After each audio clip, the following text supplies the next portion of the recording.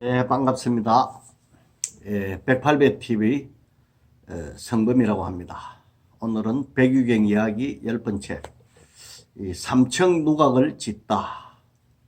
옛날 어떤 부자가 살고 있었는데 재물은 많았지만 무척 어리석었습니다. 하루는 다른 부잣집에 가서 삼청으로 된 누각을 보니 웅장하고 화려하며 바람이 잘 통하고 아주 쾌적하고 밝았습니다.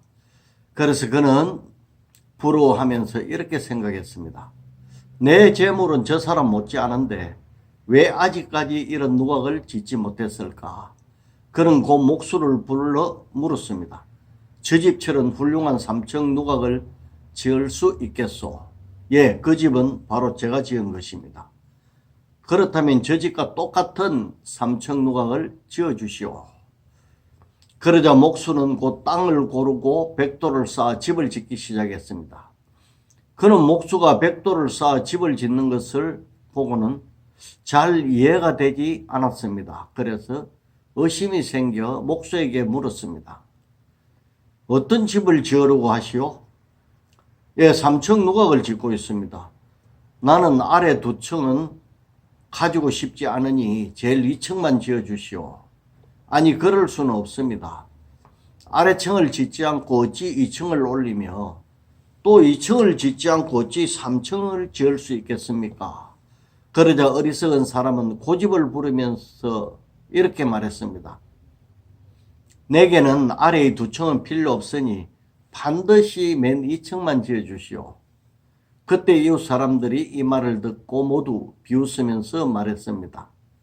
어떻게 아래층을 짓지 않고 위층부터 지을 수 있겠는가 말입니다.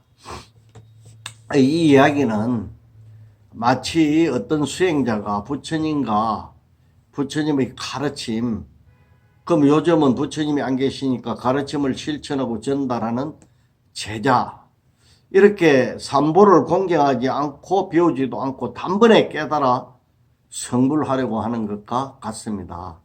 그리고 깨달은 큰 스님들의 지혜와 행적이 뛰어난 것을 부러워하면서 자기도 그렇게 하려고 합니다.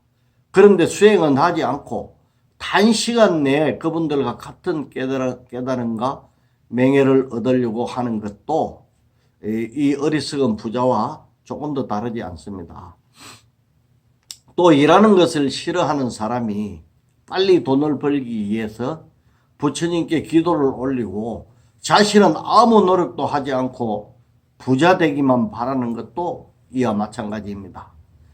또 어떤 무술이나 운동을 배우려고 하면서 기초 수련은 하지 않고 고도의 기술부터 배우려고 하는 사람 역시 여기에 해당할 것입니다. 이 부분에 대해서 간단한 예를 들어보겠습니다. 이 축구 선수 손흥민의 아버지는 이 문제를 잘 알고 있었습니다. 그래서 그는 아들을 시합에 내보내지 않고 기초를 완전히 습득할 때까지 축구의 기본기만 연습을 시켰습니다. 그래서 손흥민은 다른 선수들보다 몇 년 늦게 시합을 뛰었지만 지금은 세계적인 선수가 되어 그들을 훨씬 능가하게 되었습니다. 이것을 보면 기본을 착실히 닦는 것이 얼마나 중요한지 알 수 있습니다. 또 사업을 시작하려는 사람이 먼저 그 분야의 전문 지식을 배우고 경험을 충분히 갖추고 난 다음에 해야 됩니다. 그런데 그것은 힘들고 빨리 부자가 되고 싶은 욕심이 있기 때문에 준비 과정을 생략하고 바로 큰 사업을 시작하는 경우가 있습니다. 그러면 실패할 확률이 거의 대부분일 겁니다. 사업은 돈만 있다고 되는 것이 아닙니다. 그 분야의 지식과 경험을 반드시 동반해야 하는 것입니다. 하지만 이 과정, 기본을 익히는 과정은 상당히 힘들고 시간이 또 많이 걸립니다. 그래서 과정을 생략하고 쉽게 돈을 벌고픈 마음이 꿀떡 같겠죠. 하지만 세상에는 공짜가 없습니다. 그래서 과정을 건너뛰어서는 안 됩니다. 과정을 건너뛰는 것은 마치 1층과 2층을 생략하고 3층을 바로 지으려고 하는 어리석은 부자와 같은 사람입니다. 또 그뿐만 아니라 우리가 보통 보면은 어린 아기를 키울 때 빨리 걷게 하려고 너무 일찍부터 걸음마를 시키는 경우가 있습니다. 그러면 그때부터 어린아이 허리는 무리가 가서 약해지게 됩니다. 이러한 행위를 계속하면 아이가 자라 어른이 되면 허리가 아파지는 원인이 됩니다.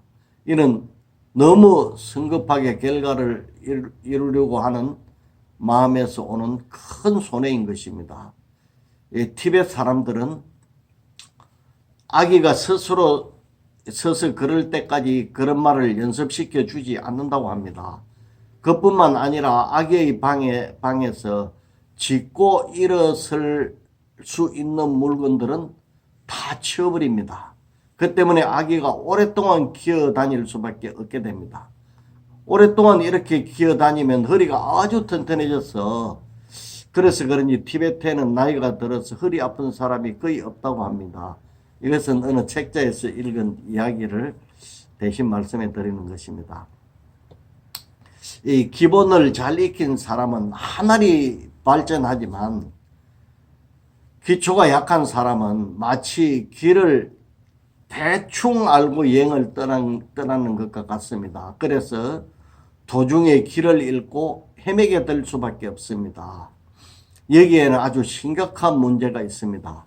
한번 길을 잘못 들면 목적지와 전혀 다른 곳으로 가버리기 때문에 다시 되돌아와서 준비를 한 다음 출발해야 합니다. 그러면 애초에 준비를 잘 하는 것보다 몇 배, 몇십 배 이상 힘들어질 것입니다.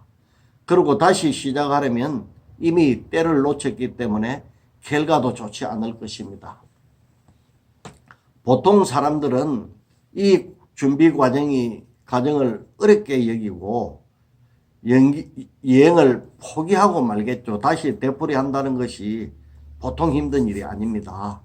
그런데 눈에 보이는 일은 자기 실수를 인정하기 때문에 그래도 좀 낫습니다. 하지만 눈에 보이지 않는 마음을 다스리는 수행의 경우는 완전히 다릅니다. 처음 말씀했을 때 길을 잘못 들여 놓으면 나중에 자기가 잘못한 줄 알아도 그 원인은 알 수 없습니다. 그래서 고치기가 너무나 힘이 들어져 버립니다. 기본을 무시하고 배우지 않았으므로 바르게 판단할 기준이 이 사람에게는 없습니다. 그래서 다시 시작을 해도 자꾸 엉뚱한 거 삿된 길로 들어가 버리게 됩니다. 이는 정말 큰 문제입니다. 하지만 정작 본인은 알지 못하는 경우가 대부분입니다. 배우지 않았기 때문에. 그래서 지혜로운 이가 이 사람에게 충고를 합니다. 당신은 부처님의 가르침을 처음부터 다시 배우고 정확하게 수행을 시작해야 합니다. 그러면 이 사람은 자존심이 상해서 기분 나쁘게 대꾸합니다. 나는 오랫동안 수행을 하여 이미 상당히 경지에 올랐어. 그런데 다시 나보고 기초부터 공부하라니 나를 무시하지 마시고 그만 가시오. 이렇게 하면서 그 사람하고 상대를 안 하려고 합니다. 이러한 경우들이 무척 많이 있습니다만 여기서는 행편상 이것으로 마무리하겠습니다. 이 이야기에서는 결론적으로 어리석은 부자의 비유를 통해서 좋고 화려한 결과만 바라보고 그 과정을 무시해서는 결코 성공할 수 없다는 것을 잘 말해주고 있습니다. 그럼 모두들 행복하십시오. 다음에 또 뵙겠습니다.